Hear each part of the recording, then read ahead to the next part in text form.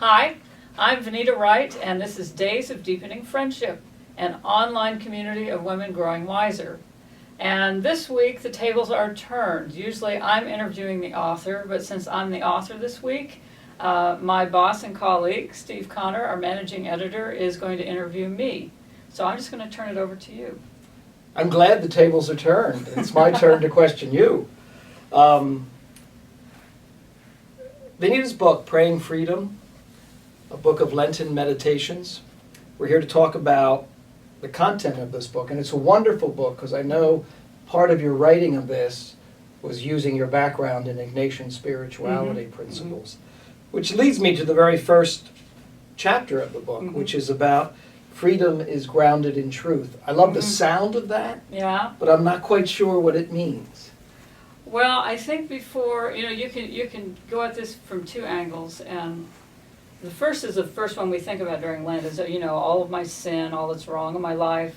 And it's true that things can't get better until you name what's wrong, whether it's a thought pattern that's just damaging to myself or to other people, any other kind of habit or just pattern of life that is rooted in a separation from God, or the old-fashioned word for it is sin. And until we name it, often we can't really do anything about it. We don't know how to deal with something that we have not yet acknowledged. So there's that part of it. But and of course, every time I write a book, after it comes out, I realize what I left out.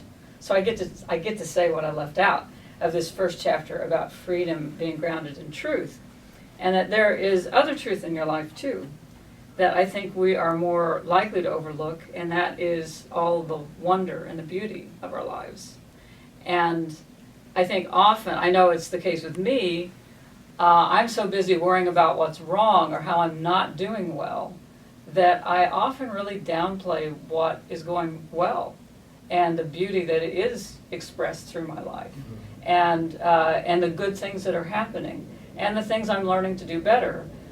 And so until we learn to celebrate the grace that's already with us, and just all of the good fruit of our life with God, until we're able to name that as well, then I think it's almost just as hard to move forward, because if I'm just framing my life always in, well, I've got to make this better, I've got to overcome this sin, I need forgiveness for that or for whatever.